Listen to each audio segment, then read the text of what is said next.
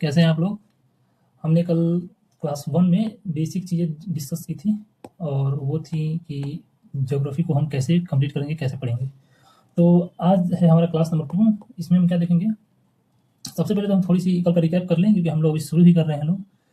देखो, अगर speed slow लगे तो 1.5 या 2x पे आराम से देख सकते हो क्लास, ठीक है? पहले आज हमारा मेन फोकस कॉन्सेप्ट को समझने पे रहेगा, ठीक है? मैं लास्ट में नोट्स भी अपना प्रोवाइड करा दूँगा नीचे या पीडीएफ में या कमेंट में कमेंट करना आप लोग, लेकिन अभी यहाँ ठीक से समझो, ठीक है?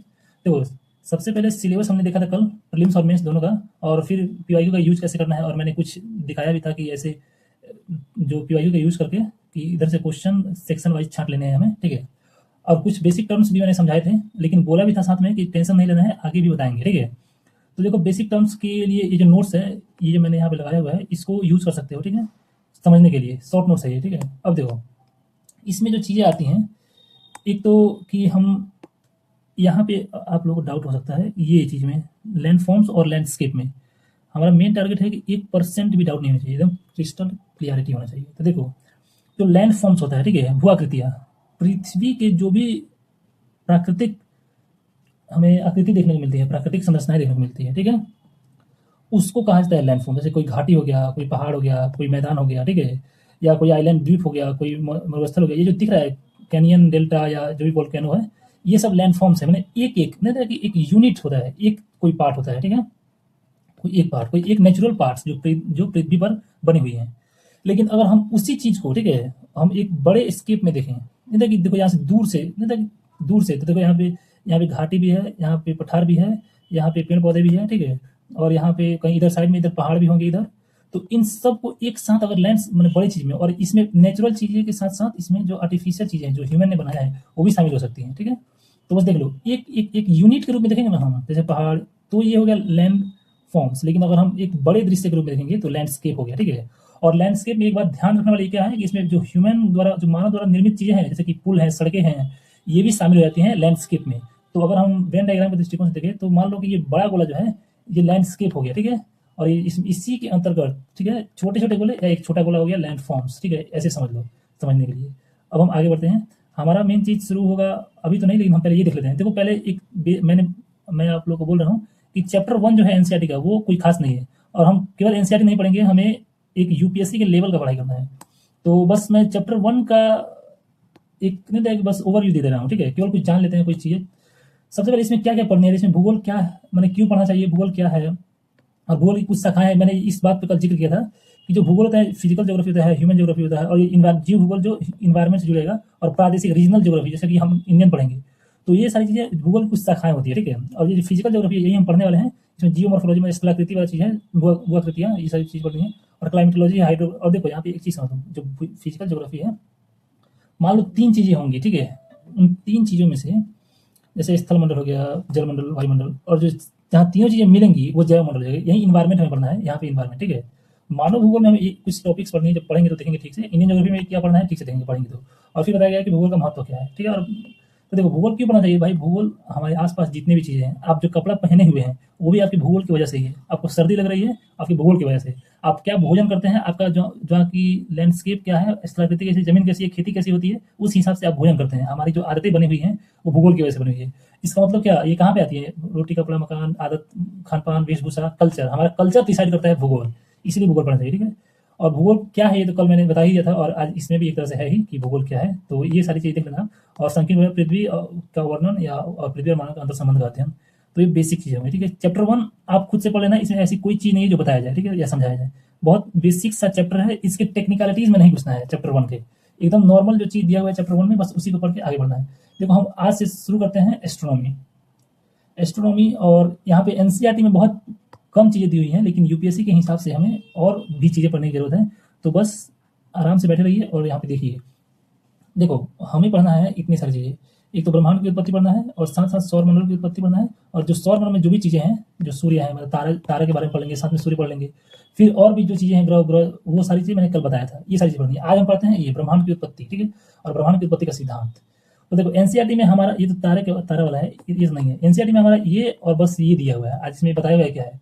लेकिन हमें और बढ़िया से ठीक से समझ के हुए एकदम एकदम रिलैक्स हो जाओ और पढ़ो। देखो, ब्रह्मांड की उत्पत्ति ये हमारा फर्स्ट चीज पढ़ने जा रहे हैं, ठीक है। अब देखो, इसमें क्या है, इसमें कोई भी चीज़ होता है ना, कोई भी चीज़ जो सिद्धांत आज बड़े-बड़े सिद्धांत बने हुए हैं कोई भी चीज़ के, तो सबसे पहले कोई व्यक्ति सोचता है कि ऐसा हो सकता है कि नहीं हो सकता है, हाइपोथेसिस, ठीक है? जिसे परिकल्पना कहते हैं, माने जो कोई भी इमेजिनेशन करता है, ठीक है? माने परिकल्पना हिंदी में कहते हैं इसको, ठीक है? परिकल्पना। कोई व्यक्ति इमेजिन करता है, फिर उसके बाद क्या होता है कि उस पर एक्सपेरिमेंट्स होने शुरू होते हैं, ठीक है? उसको परीक्षण किया जाता है, जाँच किया जाता है, ऐसा हो सकता है कि नहीं हो सकता है। और फिर इन जाँच के थ्रू ही कुछ चीज़ें मालूम चल जाती हैं, ठीक है? और उसी में सिद्धांत बन जाता है। और देखो ये थियरी है ना, ज़रूरी नहीं है कि ये परिकल्पना से मैच करे। ठीक है, इस इन रिसर्च के दौरान कुछ इसके विपरीत चीज़ भी मिल सकता है, ठीक है? तो बस ये बेस था किसी भी कोई सिद्धांत कैसे बनता है। तो ये हम पढ़ क्यों रहे हैं? क्योंकि इसका यूज़ यहाँ पे है। अब देखो हम देखते हैं कि ब्रह्मांड की उत्पत्ति का सिद्धांत क्या है और कितने लोगों ने सिद्धांत दिया, मतलब कितने लोगों ने परिकल्पनाएँ की, फिर सिद्धांत क्या आया और आज सबसे मान्य सिद्धांत क्या है, ठीक है? तो शुरू करते हैं हम अपने प्रोसेस के थ्रू। देखो, सबसे पहले जो ब्रह्मांड की उत्पत्ति का सिद्धांत के संदर्भ में जो परिकल्पनाएँ आई थी, माने शुरुआती जो फ़ेज़ होती है किसी भी सिद्धांत की, तो 2 परिकल्पनाएँ आई, ठीक है? एक परिकल्पना था कि जो ब्रह्मांड है वो जो अभी जैसे है वैसे ही हमेशा से था, ठीक है? स्थिर। और एक बोल रहा था कि नहीं, विस्तारित हो रहा है ब्रह्मांड, ठीक है? ये 2 परिकल्पनाएँ हैं, ठीक है? अब देखो, ये किसने, ये मतलब परिकल्पना यहाँ पे समझ लो हाइपोथेसिस है, ठीक है? ये 2 परिकल्पना है। तो स्थिर सिद्धांत किसने दिया? तो ये आइंस्टाइन ने दिया। वही आइंस्टाइन जिसके बारे में आप सोच रहे हैं। हाँ, आइंस्टीन या आइंस्टाइन जो भी कहते हैं इनसे, ये 1915 में दिए थे, ठीक है? ये सिद्धांत। इन्होंने बोला कि जो ब्रह्मांड है ना, वो अभी जैसा है वैसा ही हमेशा से था, ठीक है? लेकिन इसी समय मतलब एक और व्यक्ति था कुछ समय बाद 1922 में, उनका नाम था फ्रीडमैन। उन्होंने कहा था भाई, ब्रह्मांड है ना, ये मतलब एक्सपैंड कर रहा है, ऐसे बढ़ रहा है, मतलब एरिया इसका विस्तारित हो रहा है ऐसे-ऐसे, ठीक है? ये बढ़ते जा रहा है। तो इसका, तो ये 2 परिकल्पनाएँ आ गई, ठीक है? अब देखो, एक था हबल, हबल टेलीस्कोप आपने सुना होगा। हबल, तो एक हबल नाम का व्यक्ति था, ठीक है? उसने क्या किया, टेलीस्कोप से देखा वगैरह और कुछ कुछ एक्सपेरिमेंट्स किए, ठीक है? और उसने बोला कि नहीं भाई, ब्रह्मांड है ना विस्तारित कर रहा है, मतलब ये जो फ्रीडमैन का सिद्धांत था ना, इसी को इसने मतलब सिद्ध किया, ठीक है? अपने कुछ एक्सपेरिमेंट के थ्रू। हबल ने ये दिया था 1924 में, 2 साल बाद, ठीक है? और जब हबल ने कहा और इसी बात को अब आगे कौन बढ़ाएगा और मतलब इसी करके एक सिद्धांत के रूप में कोई कौन स्पष्ट करेगा? इसको करेगा जॉर्ज लेमैत्रे, ठीक है? जॉर्ज यहाँ पे दिया हुआ है, देखो लेमैत्रे या लेमैत्री, दोनों में से कोई भी बोल सकते हैं, लेमैत्रे, लेमैत्री, ठीक है? अब जब इसने, जॉर्ज लेमैत्रे ने कहा कि ब्रह्मांड की उत्पत्ति का सिद्धांत हाँ विस्तारित हो रहा है, और इस संदर्भ में उसने जो सिद्धांत दिया उसका नाम था big bang theory. Big bang theory, ठीक है? देखो हमारा प्रोसेस क्या है कि सबसे पहले हाइपोथेसिस आया, उसके बाद कुछ एक्सपेरिमेंट्स कुछ सिद्ध के टेलीस्कोप के थ्रू, ठीक है? और लास्ट में इसने सिद्धांत दिया जॉर्ज लेमैत्रे ने, ठीक है? Big bang theory. अब इसी बिग बैंग थियरी को आज सबसे ऑथेंटिक माना जाता है ब्रह्मांड की उत्पत्ति के सिद्धांत के संदर्भ में, ठीक है? इसको हिंदी में कहते हैं महाविस्फोट का सिद्धांत। महाविस्फोट का सिद्धांत, ठीक है? मतलब नहीं कि ब्लास्ट हुआ कुछ चीज़ में, कहाँ ब्लास्ट हुआ हम देखते हैं बढ़िया से, ठीक है? तो पहले ये समझ लो। और देखो यहाँ पे एक चीज़ आती है जो हमें सीखनी चाहिए, ठीक है? ये पढ़ाई से हट के है लेकिन नहीं तो जीवन से जुड़ी हुई है। वो क्या है कि जो भी ये जो आइंस्टीन है ना, इन्होंने ये जो सब जब सिद्धांत प्रस्तुत हो गया, तो इन्होंने 1929 में इन्होंने इस चीज़ को एक्सेप्ट कर लिया, ठीक है? कि हाँ, मैंने बोला था स्थिर है, लेकिन भाई स्थिर नहीं है, विस्तारित हो रहा है।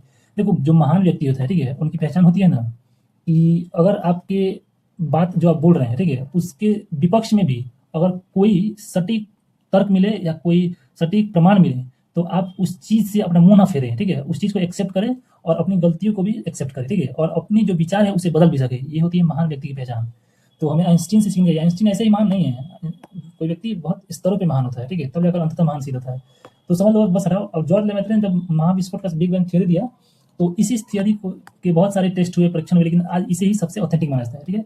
तो अब हम इसे देखते हैं, पढ़ते हैं, ठीक है? अब हबल का नाम याद रखना, आगे जब हबल स्थिरांक पढ़ेंगे, हबल कांस्टेंट, उस तो वहाँ पे वो चीज़ें आएँगी। यही ब्रह्मांड के जो विस्तार के संबंध में भी है हबल वाला, ठीक है? हबल ने एक कांस्टेंट दिया था। अब देखो, अब इस चीज़ को हम देखो, टेंशन नहीं लेना है, मैं सारा नोट्स प्रोवाइड कराऊंगा, इसलिए एकदम आराम से देखना है, ठीक है? नोट्स मिलेगा, एकदम बढ़िया से नोट्स मिलेगा। देखो, अब बिग बैंग थ्योरी को पढ़ना हमारा मेन टास्क है।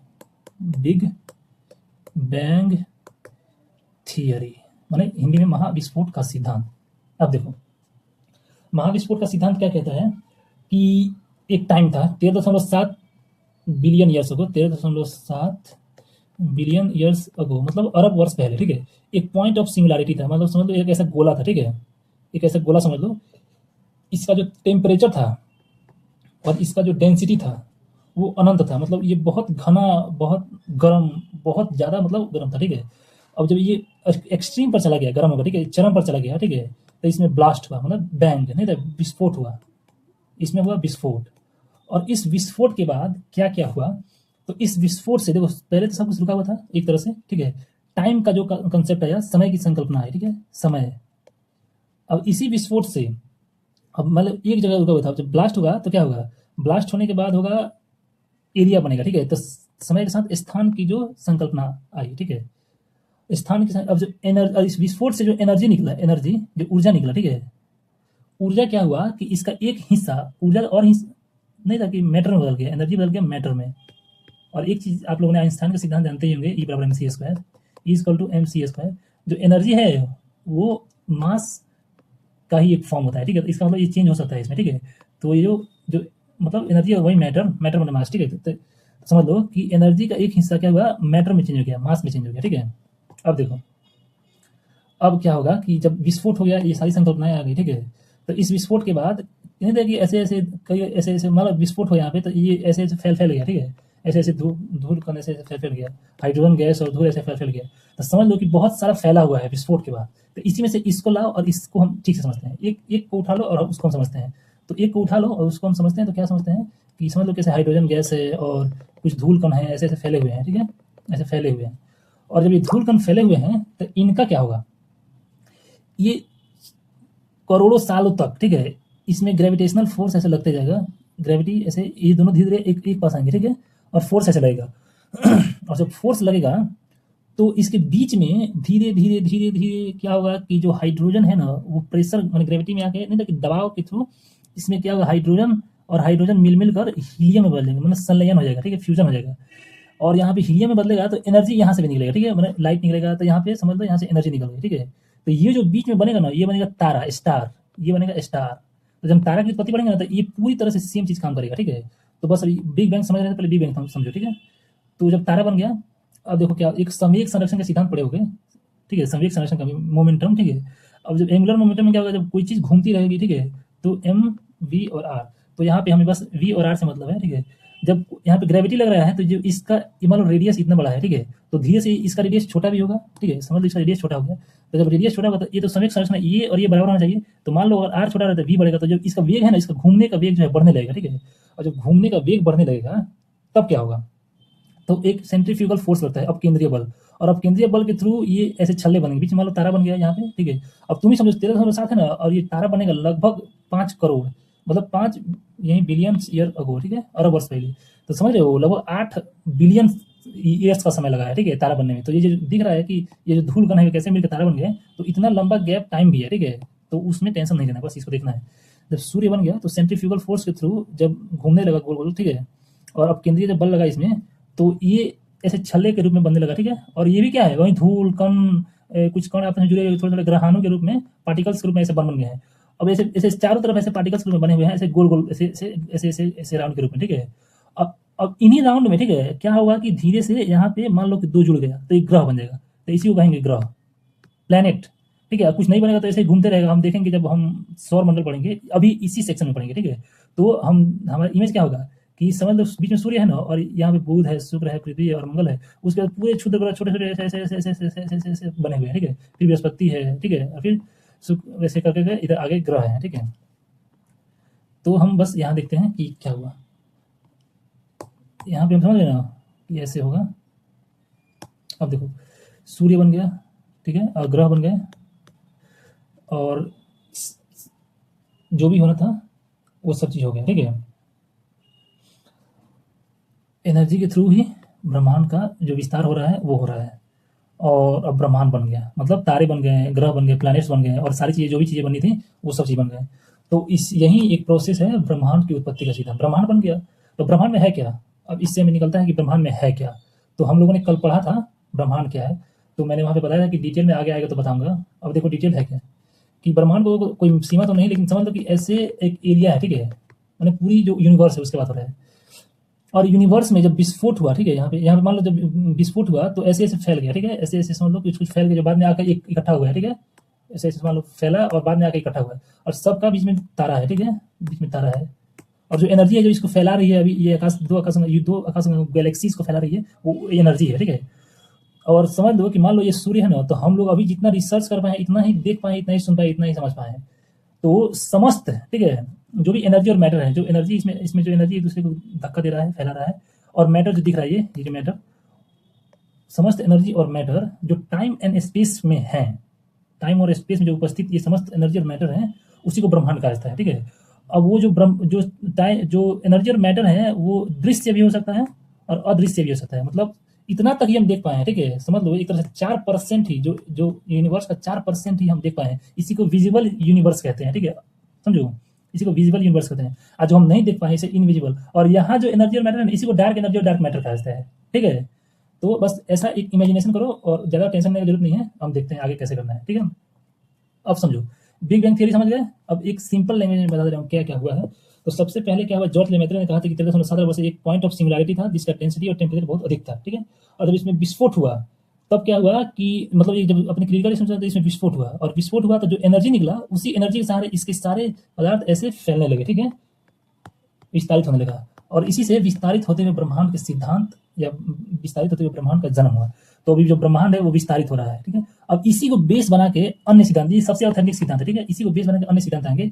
समझ लो बिग बैंग थ्योरी आ गया। ठीक है, अब बिग बैंग का मेन क्या था कि इससे जो ऊर्जा निकला है ना उसी से विस्तारित हो रहा है। ठीक है, तो अब इस पर एक सवाल उठता है कि जब ऊर्जा निकला उससे विस्तारित हो रहा है तो एनर्जी कभी ना कभी तो मतलब उस सीमा तक पहुंच ही जाएगा कि अब विस्तारित नहीं कर पाएगा। ठीक है, मतलब रुक जाएगा।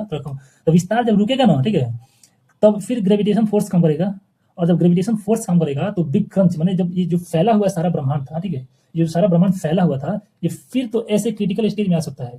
तो इसी को कहा जाता है दोलन सिद्धांत, मतलब ऑसिलेशन थियोरी। ठीक है, इसी को यहाँ पे लिख रहे हैं तो अपने से ऑसिलेशन थियोरी, दोलन सिद्धांत। ठीक है, मतलब ये है ना कि सबसे पहले ऐसे है, इसी को समझो, मैंने यहाँ पे कैसे है, यहाँ पे है एक पॉइंट ऑफ सिंगुलैरिटी, और फिर विस्फोट होने के बाद एनर्जी के थ्रू ये फैल गया और फैल रहा है। तो जब एनर्जी कंप्लीट होगा तो फिर ये क्रंच ग्रेविटी के फोर्स में कैसे हो जाएगा, और फिर जब क्रिटिकल स्टेज में जाएगा मतलब छोटा होते होते बहुत ज़्यादा छोटा हो जाएगा, बहुत उसका जो घनत्व तो बढ़ जाएगा, तो फिर ब्लास्ट होगा, फिर ऐसे आएगा। नहीं था कि ऐसे ऐसे ऐसे ऐसे ऐसे ऐसे दोलन कर रहे हैं, मतलब इधर आ रहा है फिर इधर आ रहा है। तो इसी को आता है दोलन सिद्धांत, ऑसिलेशन थ्योरी। इसको एलन सनडेगा ने दिया था। ठीक है, बनना और टूटना, जो ब्रह्मांड का बनना और टूटना है उसी का बात करता है ये। ठीक है, और देखो अब फिर इसमें एक और क्वेश्चन उठता है कि मान लो बिग बैंग थ्योरी के थ्रू, ठीक है, ब्रह्मांड विस्तारित हो रहा है। ठीक है, तो समय के साथ क्या होना चाहिए कि समय के साथ भाई जो ब्रह्मांड विस्तारित हो रहा है इसके जो विस्तार का जो दर है उसमें तो कमी आनी चाहिए। लेकिन आधुनिक जो रिसर्च हुए हैं, इसमें जो रिसर्च हुए उससे मालूम क्या चला कि ब्रह्मांड का जो विस्तारित होने का दर है वो बढ़ रहा है। तो इसके कारणों की खोज करते हुए भी कुछ लोगों ने कुछ सिद्धांत दिए। ठीक है, तो कारणों की खोज करते हुए एक व्यक्ति मैंने कुछ साइंटिस्टों ने सिद्धांत ये दिया, स्फीति सिद्धांत। ठीक है, मैंने इन्फ्लेशन थियोरी। ठीक है, कि जो डार्क एनर्जी और डार्क मैटर मैंने बात किया यहाँ पे कि जो हमारे पास दिख रहा है वो जो है, लेकिन समस्त एनर्जी और मैटर को तो यूनिवर्स कहते हैं, लेकिन जो नहीं दिखता है उसी को कहता है डार्क एनर्जी डार्क मैटर। तो ये जो है ना, इसका जो एनर्जी है ना वो ब्रह्मांड के उत्पत्ति मतलब विस्तारित होने का सिद्धांत कहता है। ठीक है, तो डार्क एनर्जी और डार्क मैटर को इन्होंने कहा कि जो ब्रह्मांड का विस्तार है ना ये इसके वजह से हो रहा है। ठीक है, इसके डार्क एनर्जी और डार्क मैटर की वजह से हो रहा है। ठीक है, तो इसको कहा गया स्फीति सिद्धांत, मतलब जो दर बढ़ते जा रहा है। ठीक है, बढ़ते जा रहा है। अब देखो, अब 2011 में पर्ल मुटर ने सुपरनोवा एक्सप्लोजन से, ठीक है, कहा कि सुपरनोवा एक्सप्लोजन से जो एनर्जी निकला, ठीक है, जो शॉक वेव्स निकला, ठीक है, वो ब्रह्मांड के विस्तार के लिए उत्तरदायी कारक है। ठीक है, और उन्होंने कहा कि जब नहीं था कि जब अंत एक मतलब फैलते फैलते दर बढ़ती जा रही है, फैलते फैलते एक ऐसी स्थिति में चली जाएगी ब्रह्मांड कि वेग फ्री हो जाएगा। इमेजिन करो, जब तुम हाथ पांव खोल के सोए रहते हो, ठीक है, तब गर्मी लगता है कि ठंडा लगता है? ठंडा लगता है। नहीं तो जब एरिया ऐसे बढ़ते जाता है ना तो ठंडा होता है। ठीक है, फ्रीज, ठंडा वाला कंडीशन आता है। तो इसी इसी को परमुटर ने कहा वीक फ्रीज की कंडीशन। जब फैलते फैलते समझ लो, ये जो ब्रह्मांड फैल रहा है, ये फैलते फैलते इतनी फैल गई, ठीक है, इतनी फैल गई फैलते फैलते कि बहुत दूर दूर तक चले गए। जब चीज़ें आपस में सटी होती है ना तो गर्मी लगती है, लेकिन जब दूर तक फैल जाती है ना तो एकदम ठंडी हो जाती है, जो टेम्परेचर होता है बहुत कम हो जाता है। ठीक है, तो इसी को वीक फ्रीज कहा परमुटर ने। ठीक है, तो यही सिद्धांत है। अब देखो मैं बता दे रहा हूँ, सबसे पहले एक था बिग बैंग थियरी जो हम लोगों ने समझ लिया, इसी को बेस बना के एक ऑसिलेशन थियरी है जिसको दोलन सिद्धांत कहा जाता है, और इसी को बेस बना के अभी हमने समझा जो स्फीति सिद्धांत है। ठीक है, स्फीति सिद्धांत, इसमें कहा जाएगा कि बिग क्रंच हो जाएगा, और इसमें कहा कि बिग फ्रीज हो जाएगा। ठीक है, बिग फ्रीज हो जाएगा, इसमें कहा बिग क्रंच हो जाएगा। अब देखो एक और सिद्धांत है जो शुरू में हम याद कर रहे होंगे कि जो आइंस्टीन ने कहा था कि स्थिर है, ठीक है, स्थिर ब्रह्मांड है शुरू में, तो उसका सिद्धांत जो सतत अवस्था सिद्धांत, ठीक है, इसको स्टेडी स्टेट थियरी कहते हैं। स्टेडी स्टेट थियरी मतलब सतत अवस्था सिद्धांत, मतलब ब्रह्मांड जैसा है ना वैसा ही शुरू से ही था। ठीक है, कोई विस्फोट नहीं हुआ, कुछ नहीं हुआ, ऐसा ही था, ऐसा ही है और ऐसा ही रहेगा। तो इसको अभी नहीं माना जाता है, अभी मुख्यतः माना जाता है किसको, वो जो बिग बैंग थ्योरी है उसको। देखो यहाँ हमने मतलब बेसिक चीज समझ ली है, ठीक है, यहाँ हमको इतना यूपीएससी का आंसर देखना था, और हमें दो तीन चीजें और समझनी पड़ेंगी कि यही ब्रह्मांड की उत्पत्ति के सिद्धांत से ही संबंधित दो तीन पॉइंट्स है, ठीक है, जो एक अच्छा यूपीएससी स्टूडेंट्स होने के नाते हमें जाननी चाहिए। एक हबल स्थिरांक क्या है वो समझना है, और एक व्हाट इज डॉपलर इफेक्ट और रेड शिफ्ट का घटना क्या होता है वो समझना है, और एक समझना है हमें लार्ज हेड्रॉन कोलाइडर, ठीक है, ये तीन चीजें समझनी है। तो ये तीन चीजें बहुत सिंपल चीजें हैं, हम इजीली देख सकते हैं, और नहीं जाने तो भी कोई दिक्कत नहीं है, लेकिन नहीं था कि जान लेना चाहिए, एक अच्छा होगा। उससे पहले हम देख लेते हैं कि एनसीईआरटी में क्या दिया हुआ है। तो देखिए एनसीईआरटी में बस ये दिया हुआ है कि आधुनिक समय ब्रह्मांड की उत्पत्ति के सिद्धांत बिग बैंग सिद्धांत है, ठीक है, विस्तारित ब्रह्मांड की परिकल्पना विकास है, ठीक है, ये हमने देखा हो गया। अब इधर आओ, अब जो हबल ने कहा है, ठीक है, हबल ने इसके संदर्भ में प्रमाण दिया। हमने देखा कि जब कोई मतलब हाइपोथेसिस आएगा तो कुछ प्रमाण देगा और उसका सिद्धांत आएगा। तो हमने देखा कि किसने प्रमाण दिया, हबल ने प्रमाण दिया कि ब्रह्मांड विस्तारित हो रहा है, ठीक है, और समय बीतने के साथ आकाश गंगा एक दूसरे से दूर जा रही हैं। देखो पहले एक चीज समझ लो, जब यहाँ हम लोगों ने डिस्क्राइब किया कि ये जो मान लो यहाँ पे ये मान लो ब्रह्मांड है, ठीक है, यूनिवर्स है, तो इसमें जो आकाश गंगाएं हैं माने जो गैलेक्सीज है, ठीक है, तो विस्तारित होने का मतलब क्या है वो हमें समझ लेना है, ठीक है। तो विस्तारित होने का मतलब ये है ना कि ये एक गैलेक्सी, ठीक है, दूसरे गैलेक्सी से दूर जा रहा है। ये नहीं कि इसमें जो तारे हैं वो आपस में दूर जा रहे हैं, वो नहीं दूर जा रहे हैं, वो तो जहाँ है वहीं पे है। एक गैलेक्सी दूसरे गैलेक्सी से दूर जा रहा है, विस्तारित होने का मतलब ये है, ये गैलेक्सी दूसरे गैलेक्सी से दूर जा रहा है, क्योंकि जब ब्लास्ट हुआ था ना तो ऐसे ऐसे कर करके कुछ चीजें आपस में ग्रेविटी के फोर्स में कुछ चीजें एक एक जगह आई थी, ठीक है, वहीं एक गैलेक्सी बनी है, ठीक है, ऐसे ऐसे करके आई है, ठीक है। तो ये तो ग्रेविटी के थ्रू आपस में जुड़ी हुई हैं, लेकिन एक गैलेक्सी और दूसरी गैलेक्सी ये दूर जा रही है, ठीक है, तो ये समझ लेना आवश्यक है, ठीक है। ये नहीं कि इसके भीतर गैलेक्सी के भीतर चीजें दूर नहीं जा रही हैं, एक गैलेक्सी दूसरे गैलेक्सी से दूर जा रही है, ये समझना है, ठीक है। तो ठीक है, आगे बढ़ो। देखो एकदम क्रिस्टल क्लियरिटी चाहिए, यही मेरा कंसेप्ट है, ठीक है, आप समझो, आगे समझो। देखो क्या हुआ कि आकाश में एक दूसरे जुड़ जाए, आप प्रयोग कर सकते हैं कि वही है कि भाई गुब्बारा लो, उस पर कुछ निशान लगाओ और उसको फुलाओ, और जब तो जो दिखेगा वो विस्तारित ब्रह्मांड है। लेकिन यहाँ पे एक कमी है क्या कि जो निशान भी है ना स्वयं भी बढ़ते जा रहे हैं, अभी हमने समझा कि निशान स्वयं भी बढ़ते जा रहे हैं, ये उसका नहीं था कि सीमा है एक तरह से, इसलिए आंशिक रूप से सही है, ये नहीं बढ़ रहा है निशान, ये जो बढ़ रहा है ना, ये मैंने ये इसको समझ लो, गैलेक्सी जो निशान लगाया है वो क्या है, गैलेक्सी है, मतलब आकाश गंगा है, ठीक है, तो वो नहीं बढ़ रहा है, समझा। तो इस बात को समझो, इसलिए आंशिक रूप से सही है। तो ये देखो यहाँ पे जब विस्फोट हुआ तो ये जो एक एक चीज यहाँ पे आ रहा है, तो देखो ये तो यहीं पे है, ये आपस में नहीं बढ़ रहा है, इसके साथ डिस्टेंस बढ़ रहा है, इसका आपस में डिस्टेंस बढ़ रहा है, इसका भीतर वाला का डिस्टेंस नहीं बढ़ रहा है। विस्तारित होने का मतलब है ना कि ये इससे दूर जा रहा है, मतलब एक आकाश गंगा दूसरे आकाश गंगा से दूर रही है। अब वहीं बिग बैंग थ्योरी क्या कहता है कि देखो बिग बैंग थ्योरी क्या कहता है कि शुरू में क्या था, एकाकी परमाणु था, मतलब पॉइंट ऑफ सिंगुलैरिटी था, ठीक है, और उसमें जो आयतन था और उसका जो तापमान था बहुत अधिक था, ठीक है, अनंत था। और जब इसमें विस्फोट हुआ ना तब क्या हुआ, उसके बाद क्या हुआ कि जो मतलब विस्तार हुआ इसी से, ठीक है। इसने पहले ये हुआ बिग बैंग हुआ, और कुछ समय बाद ही क्या हुआ कि ये धीमी पड़ गई, ठीक है, पहले मैंने शुरू में बहुत तेजी से बस बढ़ा, फिर जब उसके बाद क्या हुआ कि 3 लाख समय जब तापमान गिरने लगा तो परमाणु ये जो होने लगे, ठीक है, ये सारी चीज सेम चीज है। और स्टीडी जो इसके हॉयल ने दिया है उसको भी नहीं माना जाता है, सबसे सिद्धांत किसको माना जाता है, बिग बैंग थ्योरी को सबसे मेन माना जाता है। तो बस इतना ही दिया है एनसीईआरटी में, और हमने क्या समझा कि इसको भी समझा, और जो ऑसिलेशन थियरी था उसको भी समझा, और जो स्पीति है उसको भी समझा, लेकिन मिनिमम इतना ध्यान रखना है जितना एनसीईआरटी में दिया हुआ है, ठीक है। और आजकल जो यूपीएससी का लेवल बढ़ रहा है तो हमें कुछ एक्स्ट्रा चीजें जान लेनी चाहिए जो अभी हम लोगों ने डिस्कस किया, जो मतलब स्पीति सिद्धांत है, जो पर्ल मोटर वाला है, ठीक है, ये चीजें, ये जो हमने जानी। अब देखो हम तीन चीज इसी से संबंधित हैं, एक हबल है, एक डॉपलर है, और एक लार्ज हेड्रॉन कोलाइडर है। तो देखो हबल स्थिरांक है ना, तो हमें याद क्या है कि हबल ने क्या दिया था, प्रमाण दिया था, ठीक है, कि ब्रह्मांड विस्तारित हो रहा है। तो देखो प्रमाण देने के साथ साथ इसने अपना एक कांस्टेंट भी दिया था, ठीक है, इसने हबल स्थिरांक जिसको H0 से सूचित किया जाता है, HO से सूचित किया जाता है, ठीक है। इसने कहा कि जो ब्रह्मांड का विस्तार हो रहा है ना उसको मापने के लिए एक इकाई दिया इसी को, ठीक है, ब्रह्मांड का जो विस्तार हो रहा है उसके मापने की इकाई है, ठीक है, मापने की इकाई है, ठीक है, मापने की इकाई है ये हबल स्थिरांक। और ये इकाई क्या है, तो मतलब ये कहा किस दर से ब्रह्मांड फैल रहा है ये बताया, ठीक है, हबल ने। अब किस दर से फैल रहा है तो इसने कहा कि मतलब इसका अगर देखा जाए कंसेप्ट, तो इसने बोल रहा था, ठीक है, कि जो ब्रह्मांड है ना वो 1 मेगा पारसेक दूर स्थित आकाशगंगा लगभग 70 किलोमीटर सेकेंड की गति से दूर जा रहा है। मान लो 2 आकाशगंगा है, ठीक है, और इसमें जो डिफरेंस है, ठीक है, 1 मेगा पारसेक है, 1 मेगा पारसेक है, ठीक है, इतनी दूर है ना, तो वो आपस में किस स्पीड से दूर जा रही हैं, तो बोला कि 70 किलोमीटर पर सेकेंड के हिसाब से 2 आकाशगंगा एक दूसरे के दूर जा रही हैं। समझ में आया कुछ? 1 मेगा पारसेक मतलब देखो जो अंतरिक्ष में जो डिस्टेंस मापने का होता है ना दूरी, उसको हम लोगों ने पढ़ा होगा लाइट ईयर, मैंने प्रकाश वर्ष, ठीक है, और वैसे ही होता है मेगा पारसेक। तो जो प्रकाश वर्ष है उसको 32 लाख प्रकाश वर्ष होता है ना, 32 लाख, तो 1 मेगा पास्कल होता है। तो समझ लो 32 लाख प्रकाश वर्ष दूर अगर दो आकाश गंगाएं हैं ना, तो वो आपस में किस दूर, मतलब किस स्पीड से विस्तारित हो रही हैं। तो उनका स्पीड है लगभग 70 किलोमीटर प्रति सेकंड, 1 सेकंड में 70 किलोमीटर दूर जा रही हैं। समझ रहे हो? यहाँ पे दो चीज क्लियर हो रही है कि आकाश गंगाएं एक दूसरे से दूर जा रही हैं, जो अभी हमने पढ़ा, अभी हमने क्लियर किया। ये गैलेक्सी है और एक एक गैलेक्सी है। तो हब्बल ने बताया, ठीक है, हब्बल ने, इसी ने तो पहले से दिया था, प्रमाण दिया था कि ब्रह्मांड विस्तारित हो रहा है। तो इसने किस हिसाब से विस्तारित हो रहा है तो बताया था ना कि दो अगर इस डिस्टेंस में है, ठीक है, तो 70 किलोमीटर प्रति सेकंड से विस्तारित हो रही है। इस चीज को समझ लो, कोई डाउट नहीं है, एकदम क्लियर है, ठीक है। ये गैलेक्सी आपस में दूर जा रही है, ठीक है। ये पहला चीज हो गया हबल स्थिरांक, ठीक है। अब दूसरा चीज है डॉपलर इफेक्ट। देखो डॉपलर इफेक्ट यहीं से समझ लो। डॉपलर इफेक्ट होता है ना, ये बताता है कि जो रेड शिफ्ट की घटना है ना, वो ब्रह्मांड के विस्तारित होने की सूचना दे रही है, ठीक है। डॉपलर इफेक्ट वो भी ब्रह्मांड के विस्तार से संबंधित ही है।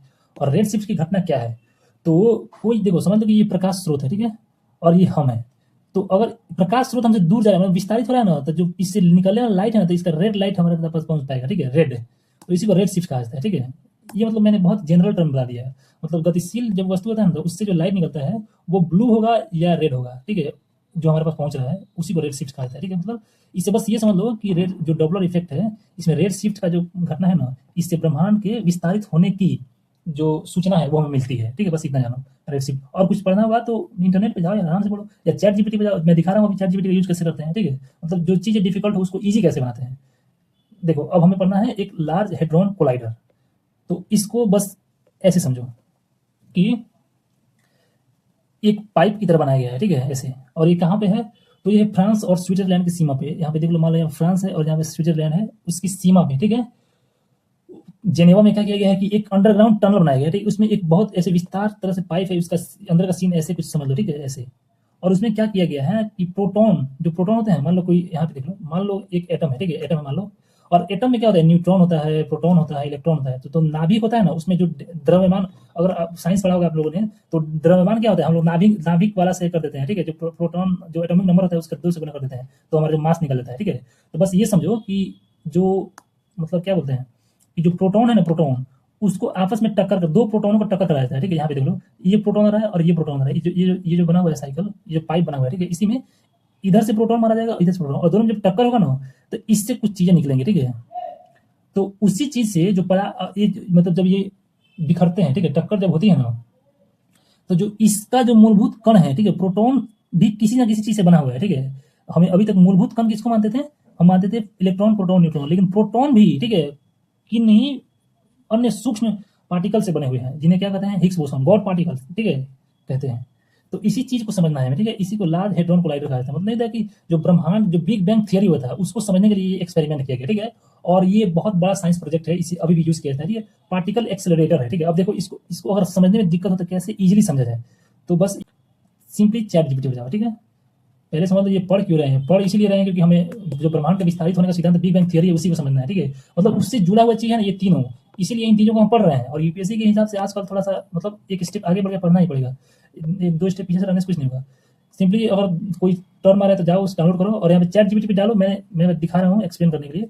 डालो और लिखो कि explain this in simple Hindi. और देखो क्या किया इसने, कि अब इसने कहा कि लार्ज हेड्रॉन कोलाइडर क्या है, तो सबसे बड़ा वैज्ञानिक प्रयोग है, ठीक है। अब देखो इसमें ये बता दिया कि यहाँ है, अंदर है, ठीक है। लेकिन देखो इसका काम क्या है, हमें इससे मतलब है, ठीक है। तो जो पार्टिकल्स होते हैं, मतलब मान लो जो प्रोटॉन है, ठीक है, उसमें क्या करता है ना, जो लाइट की स्पीड से टक्कर कराया जाता है, ठीक है, बहुत तेज से, ठीक है, टक्कर कराया जाता है। और जब ये टक्कर, अब ये टक्कर से क्या करने के लिए किया जाता है, ठीक है।